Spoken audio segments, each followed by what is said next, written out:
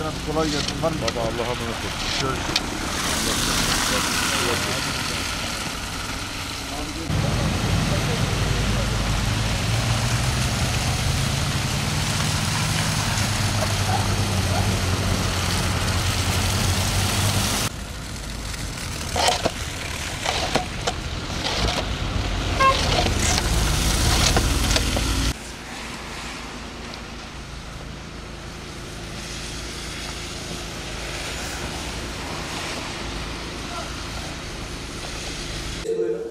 Yeşilyurt Belediyesi. Yeşilyurt Belediyesi Çağrı Merkezi, buyurun.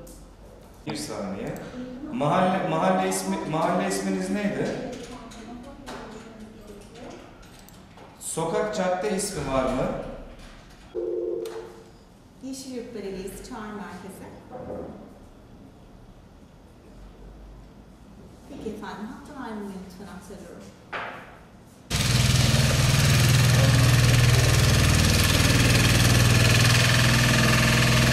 Allah'ım size yardımcı olacağız. Şu an tepedeki arkadaşlar geliyor. Biz kar yağmaya başlayınca Malatya'dan çıktık hemen. Çünkü yolumuz çok kar tutuyor hemen. Sonra geldik, yolda kaldık. Ben Yeşilyurt Belediyesi'ni aradım. Yeşilyurt Belediyesi 5 dakika içerisinde tuzlama ekibini gördüğünüz gibi getirdi. Artı şimdi kepçe gelecek ve yolumuz açılacak. Biz evimize gideceğiz. Burada mahsur kaldık yoksa. Yeşilyurt Belediyesi'ne çok teşekkür ediyorum.